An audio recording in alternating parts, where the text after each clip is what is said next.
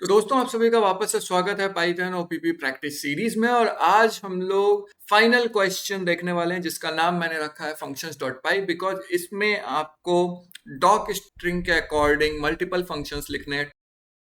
ये 6 फंक्शंस क्या क्या हैं इसके बारे में थोड़ा सा डिस्क्रिप्शन देख लेते हैं। यहाँ पे मैंने एक फाइल बनाया है function.txt करके और इसमें सारे फंक्शंस के नाम लिखे हुए हैं। तो पहला बोलता है find the loss percentage given the buying price and selling price. Second बोलता है swap the first and last character of string. तीसरा बोलता है find the first 3 element to the end of the list in same order, modify the list in place, very important. Fourth बोलता है check if element at alternate position in tuple are equal, assume even number of elements in the tuple, very important again. Fifth बोलता है check if all the numbers from the list are present in a set. और sixth बोलता है swap the key and value for a given key in a dictionary, modify the dictionary in place, do not return a new dictionary. Again ये very important question है। तो अगर आप देखिएगा तो इसमें आपके लिस्ट के क्वेश्चंस हैं, स्ट्रिंग्स के क्वेश्चंस हैं, लिस्ट के फंक्शंस के क्वेश्चंस हैं, डिक्शनरी के क्वेश्चंस हैं और साथ ही साथ डिक्शनरी फंक्शंस के भी क्वेश्चंस हैं। तो मिला जुला के ये सारे का कॉम्बो है। अगेन यहाँ पे जो मैं अप्रोच लेने वाला हूँ, rather than explaining anywhere else, मैं यहीं पे आपको कोड करते हुए समझाता चलूंगा। और हो सकता है कि टाइम कम होने की वजह से आपको दिक्कत हो, तो मैं सजेस्ट करूंगा कि इस वीडियो को देखने के बाद ये सारे फंक्शंस को आप खुद से ट्राई कीजिए जो मैं लॉजिक बता रहा हूँ उसके थ्रू। हो सकता है कि आपको ज्यादा बेटर समझ आए। तो देखते हैं कि इस सारे क्वेश्चंस को कैसे सॉल्व करेंगे। तो दोस्तों हम लोग आ गए सबसे पहले क्वेश्चन में और इसमें आपको बोलता है find the loss percentage given buying price and selling price. तो आपको एक फंक्शन लिखना है जिससे आपको लॉस परसेंटेज कैलकुलेट करना है। लॉस परसेंटेज मतलब हो गया लॉस का कितना परसेंट हुआ आपका।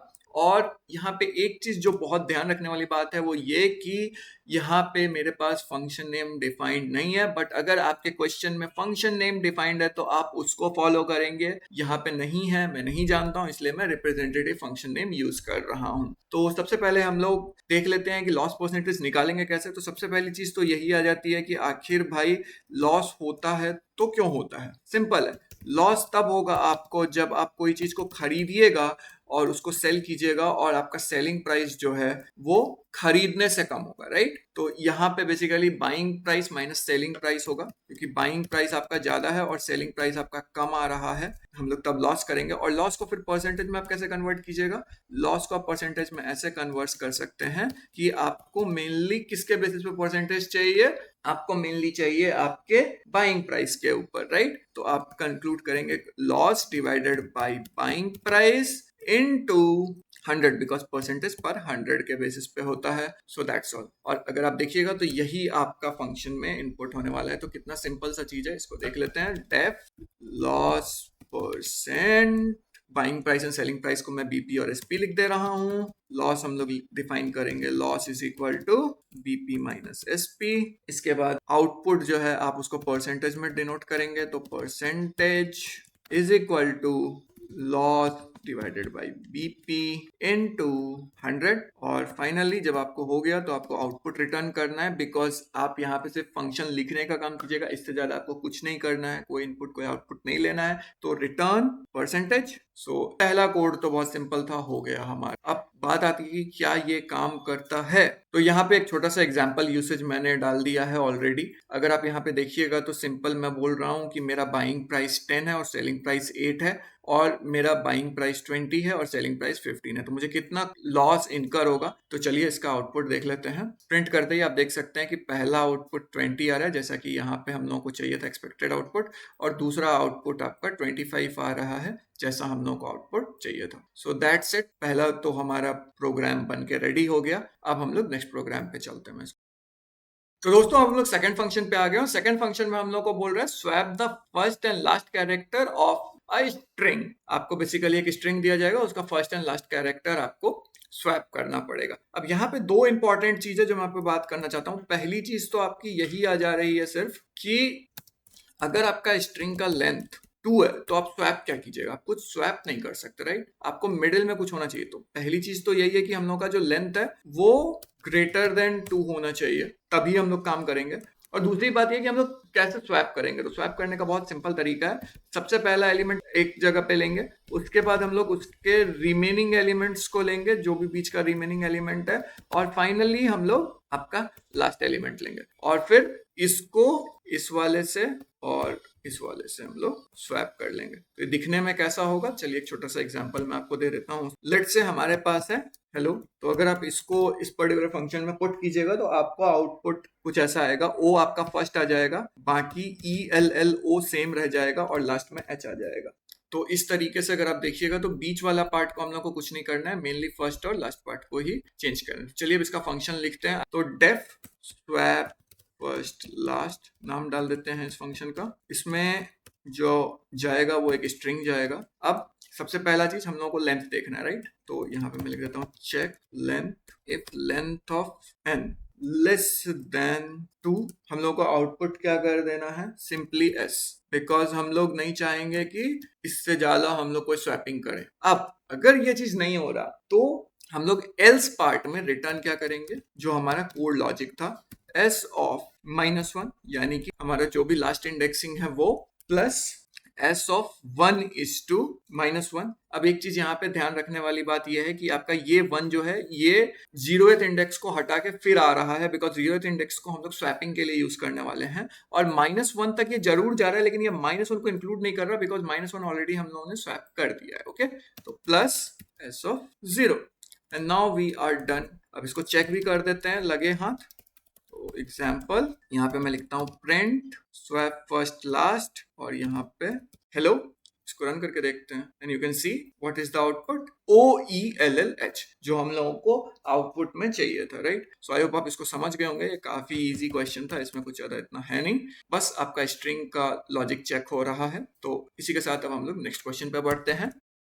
तो दोस्तों अब हम लोग फंक्शन नंबर 3 पे आ गए, और ये फंक्शन हम लोग को बोलता है at the first 3 elements to the end of the list in the same order modify the list in place. अब ये जो एक्स्ट्रा कंस्ट्रेंट है ये हम लोगों के लिए थोड़ा दिक्कत है, बिकॉज यहाँ पे अगर आप लिस्ट का एक पर्टिकुलर फंक्शन नहीं जानेंगे तो आपको इश्यू होगा, बिकॉज आप ये काम तो कर लीजिएगा जो आपको करना है, बट आप एक नया लिस्ट क्रिएट कर दीजिएगा, सेम लिस्ट में आप नहीं कर पाइएगा। तो इसीलिए यहाँ पे आपको इस बात का खास ध्यान रखना है कि आप वो फंक्शन ही यूज कीजिए, और मेनली उसी लॉजिक के लिए इस फंक्शन को दिया भी गया है।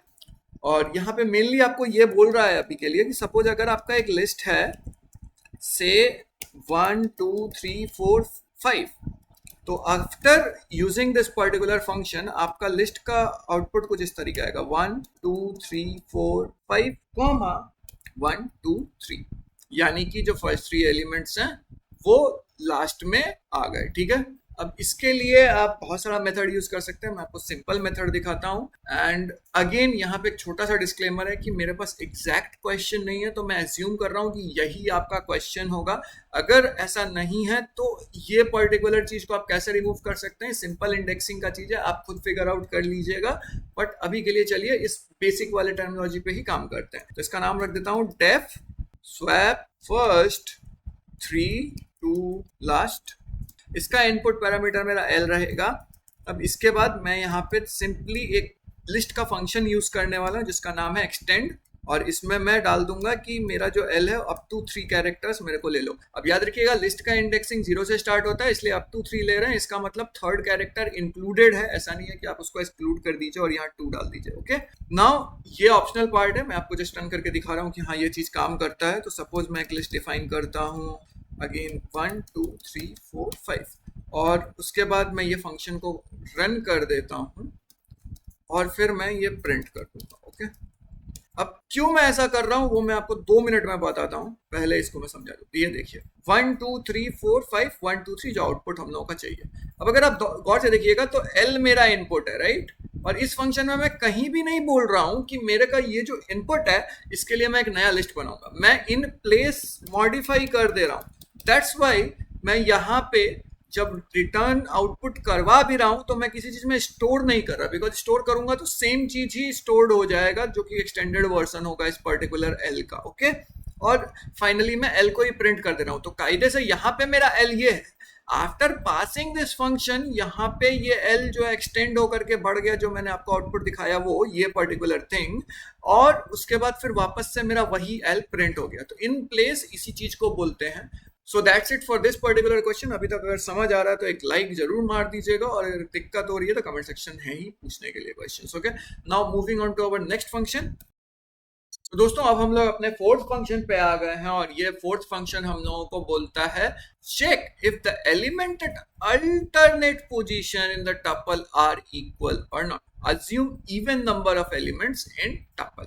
ओके, तो ये हमारा एक कंस्ट्रेंट है कि हम लोगों को इवन नंबर दिया हुआ है कि टपल इवन नंबर का होगा, तो आप उस तरीके से मॉडिफाई कर सकते हैं। मैं आपको जनरल पर्पस कोड दिखाने वाला हूँ अभी। तो इसमें मेनली आपको ये करना है कि सपोज आपके पास एक टपल गिवन है 1,1, 2,2 और 3,3। तो इस पर्टिकुलर फंक्शन में जब आप उसे पास कीजिएगा तो आपका आउटपुट ट्रू आना चाहिए। वाई ट्रू आना चाहिए? इट्स वेरी सिंपल, बिकॉज आप देख सकते हैं कि यहाँ पे अल्टरनेट पोजीशन में आपके सेम डिजिट्स आ रहे हैं या एलिमेंट्स आ रहे हैं। ठीक है, now extending the same thing, अगर मैं यहाँ पे थोड़ा सा चेंज कर दूं, से इस चीज को मैं यहाँ पे चेंज करके कर दूं 2, 3, 4, 5, 6, तो आप देख सकते हैं कोई भी अल्टरनेटिंग सेम नहीं है, इस वजह से ये फॉल्स आउटपुट करेगा। तो आपको ऐसा फंक्शन बनाना है जो इस पर्टिकुलर थिंग को फॉलो करता हो। तो चलिए इसका कोड लिख के देख लेते हैं कि किस तरीके से होगा।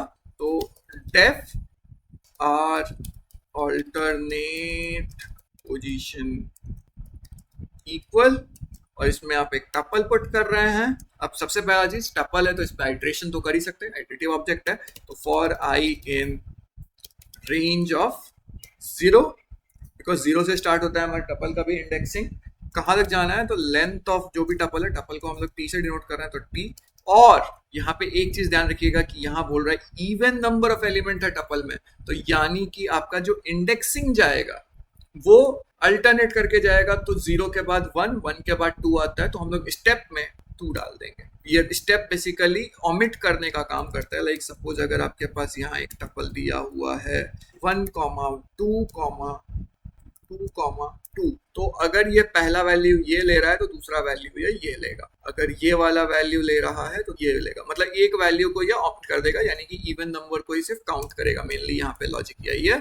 अब अगर ऐसा है कि कोई भी आपका फर्स्ट एलिमेंट और सेकेंडरी एलिमेंट दोनों सेम आ जा रहा है तब तो कोई दिक्कत नहीं है, लेकिन अगर नहीं आ रहा है तो फॉल्स रिटर्न करने वाले हैं। तो यहाँ पे if p of i, because हम लोग रेंज यूज कर रहे हैं तो i का पहला वैल्यू 0 ही हो जाएगा, नॉट इक्वल टू का सिंबल ये होता है, और t ऑफ i+1 मतलब जस्ट अल्टरनेट वैल्यू जो आ रहा है आपका। ध्यान रखिएगा यहाँ अल्टरनेट का मतलब थर्ड वैल्यू है, ना कि second value, because of this step function. अगर आप चाहें तो इसको आप पाइथन ट्यूटर में भी रन करके देख सकते हैं, वहां पे आपको ज्यादा अच्छे से ये चीज समझ आने लगेगा। ठीक है, रिटर्न फॉल्स, और अगर ऐसा नहीं है तो रिटर्न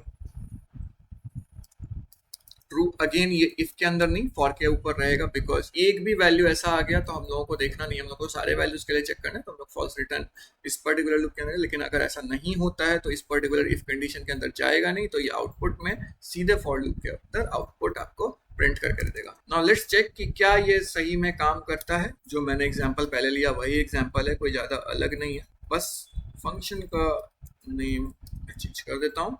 अब लेट्स सी आउटपुट क्या आता है। आप देख सकते हैं अल्टरनेट वैल्यूज जो है इक्वल आ रहे हैं, और फॉल्स, बिकॉज यहाँ पे आप देख सकते हैं कि कुछ भी इक्वल नहीं आ रहा है। So that's it for this particular function. Now moving on to अब फिफ्थ फंक्शन। इस फिफ्थ फंक्शन में आपको बोला जाता है कि check if all the numbers from the list are present in set. Means आपके पास एक लिस्ट है और एक सेट है, दोनों में जो नंबर हैं वो सेम होने चाहिए। यानी फॉर एग्जांपल अगर आपका लिस्ट है 1, 2, 3, तो आपका जो सेट है उसमें भी आपके सारे वैल्यूज सेम होने चाहिए 1, 2, 3। ठीक है, तो चलिए इसका फंक्शन हम लोग देख लेते हैं कि क्या है इसका फंक्शन, जिसका मैं नाम रख देता हूँ has all values. So def has all values, इसमें हम लोग 2 इनपुट लेंगे, एक लिस्ट लेंगे और एक सेट लेंगे। और अब हम लोग यहाँ पे एक सिंपल सा लॉजिक लगाने वाले हैं। सिंपल सा लॉजिक हमारा ये रहेगा कि लिस्ट का एक एलिमेंट लो और चेक करो कि सारे सेट में वो सारे एलिमेंट्स अवेलेबल हैं या नहीं है। तो इसके लिए हम लोग लिखेंगे for item, item means basically element, तो मैं इसको ELE लिख लेता हूँ। इन लिस्ट इफ ELE में, not in set, we will return false. और अगर ऐसा नहीं है, ये वाला पर्टिकुलर केस नहीं हो रहा है, तो we will simply return true. अगर आप देखिएगा तो इसमें कुछ ज्यादा हो नहीं रहा है, ये बहुत सिंपल सा कोड है। इसमें हम लोग बोल ये रहे हैं, ये जो ELE है ये एक आइट्रेटर है जो लिस्ट के ऊपर जाएगा, तो फर्स्ट वैल्यू से 1 है। ओके, अगर ये 1 इस सेट में अवेलेबल नहीं है तो फॉल्स रिटर्न कर दो, बिकॉज एक भी अगर ऐसा वैल्यू है जो फॉल्स हो जा रहा है तो हम लोग को एक्स्ट्रा कैलकुलेशन करने की जरूरत है ही नहीं, हम लोग जाके चेक नहीं करेंगे और वैल्यूज को। लेकिन अगर ऐसा नहीं है तो आप सीधे आउटपुट रिटर्न ट्रू कर देंगे, सारे के सारे वैल्यू जिसका मतलब अवेलेबल है। अब ये नॉट इन का मतलब, जैसा कि आप इंग्लिश में समझ रहे हैं, नॉट इन वैसा ही है। नॉट इन यूज कर लीजिए, सेट के साथ अच्छा रहता है, क्लैरिटी भी मिल जाती है जब कोई कोड पढ़ता है तो। सो दैट्स इट। अब इसका हम लोग एग्जाम्पल देख लेते हैं। तो दोस्तों यहाँ पे एक छोटी सी गलती थी कि यहाँ पे मैंने लिस्ट में L लिया है और सेट में S लिया हुआ है, मैं यहाँ लिस्ट और सेट लिख रहा था तो वो गलती हो रही थी। तो अब इसको हम लोग रन करके देखते हैं। यहाँ देख सकते हैं आप आउटपुट ट्रू आ रहा है, दूसरा आपका आउटपुट फॉल्स आ रहा है। So that's it for this particular question number 5। तो चलते हैं अब नेक्स्ट फंक्शन की तरफ। तो दोस्तों अब हम लोग आ गए हैं हमारे फंक्शन नंबर 6 में, और फंक्शन नंबर 6 थोड़ा इंटरेस्टिंग क्वेश्चन मुझे लगा। तो इसमें आपको मेनली की वैल्यू पेयर स्वैप करना है, कोई एक पर्टिकुलर की का जो कि डिक्शनरी में अवेलेबल होगा। और एक और बहुत इंपॉर्टेंट चीज कि आपको डिक्शनरी को मॉडिफाई इन प्लेस करना है, यानी जैसा हमने अपने लिस्ट के केस में किया था वही चीज करना है, और आपको एक नया डिक्शनरी नहीं बनाना है। तो चलिए देखते हैं। इसका मैं नाम रख देता हूँ डेफ की वैल्यू पेयर स्वैप, और यहाँ पे मेरा इनपुट आपका डिक्शनरी जिसको मैं डी से डिनोट करूंगा, और की जो कि मैं के से डिनोट करने वाला हूँ। ओके, अब इसके बाद डी डॉट पॉप के। अब जैसे ही हम लोग की ये रिमूव करेंगे तो जो भी आउटपुट आएगा वो हम लोग वैल्यू में स्टोर कर देंगे। ओके, नाउ अब हम लोग एक नया की यहाँ पे क्रिएट करेंगे उसी डिक्शनरी के अंदर, जिसका वैल्यू जो होगा वो आपके की के बराबर होगा। इसका सिंपल सा एग्जांपल मैं पहले आपको देता हूं, उसके बाद आप समझ जाइएगा कि हम लोग यहाँ पे एक्चुअली क्या किए। तो सपोज मेरा डिक्शनरी का इनपुट 1:A है, 2:B है और C:3 है। अब मैं इस पर्टिकुलर फंक्शन को रन करता हूं और मैं इसको बोलता हूं कि मेरे को तुम की वैल्यू स्वैप करो C का। ध्यान रखिएगा ये जो के का वैल्यू है ये आपका डिक्शनरी में भी की ही होना चाहिए। ठीक है, जब आप ये काम कर रहे हैं तो उसके बाद आपका आउटपुट कुछ इस तरीके का होगा। मेनली आपका 1:A सेम रहेगा, 2:B भी सेम रहेगा, बिकॉज इनमें कोई चेंजेस हम लोग करने नहीं बोले, लेकिन हम लोग C में चेंजेस करने बोले हैं तो 3:C हो जाएगा। और ये कैसे हुआ वो मैं आपको समझा देता हूँ यहाँ पे। अगर आप गौर से देखिएगा तो आपका जो पॉप मेथड है वो आपका इस पर्टिकुलर की को रिमूव करे। अब लेकिन की को रिमूव नहीं कर सकते, साथ में वैल्यू भी जाएगा, तो ये वैल्यू जो जा रहा है उसको हम लोग हटाने के जगह इस वैल्यू में स्टोर कर दे रहे हैं। और अब जब ये वैल्यू हमारे पास स्टोर्ड हो गया और ये की रिमूव हो चुका है तो हमारा डिक्शनरी वही का वही है, कोई चेंज नहीं आ रहा है। बस यहाँ पे हो ये रहा है कि जब हम लोग उस पर्टिकुलर वैल्यू से, जो कि यहाँ पे अभी के डेट में आपका 3 आ जाएगा, उस वैल्यू की मदद से यहाँ पे की बना रहे हैं, और के का वैल्यू हम लोग जो भी यहाँ पे इनपुट दिए हैं वो हो जाएगा। राइट, तो के हमारा इनिशियली जो था वो की था, बाद में वो की वैल्यू बन गया। That's all what we are doing in this particular question.